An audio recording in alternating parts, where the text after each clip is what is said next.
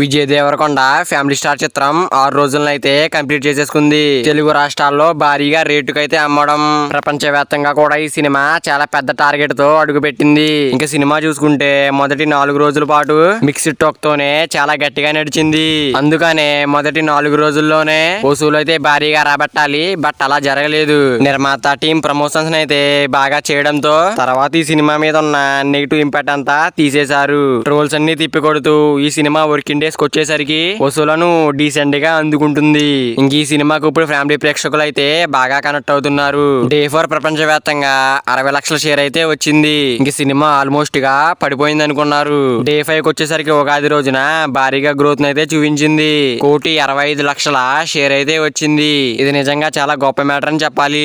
ఇంకా డే 6 కి వచ్చేసరికి ప్రపంచవ్యాప్తంగా 93 లక్షల షేర్ అయితే వచ్చింది. సినిమా సర్ప్రైజింగ్ గా వర్కింగ్ డేస్ లోకి వచ్చేసరికి ఫ్యామిలీ ప్రేక్షకులు అయితే ఈ సినిమాకి బాగా కనెక్ట్ అవడంతో ఈవినింగ్ షోలకు వచ్చేసరికి ఈ సినిమా గ్రోత్ చూపిస్తుంది. సినిమా జనరల్ ఆడియన్స్ కి బాగా కనెక్ట్ అయ్యారని చెప్పాలి. ఇంకా 6 రోజుల్లో చూసుకుంటే బాక్స్ ఆఫీస్ వద్ద రాబట్టిన వసూలు 15,58,00,000 వరకు షేర్ అయితే ఉంది. ప్రపంచవ్యాప్తంగా గ్రాస్ 29 కోట్ల మార్కును అయితే అందుకుంది.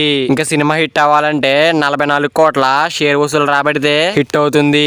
ఇప్పటి వరకు 15,58,00,000 వరకు షేర్ అయితే వచ్చింది.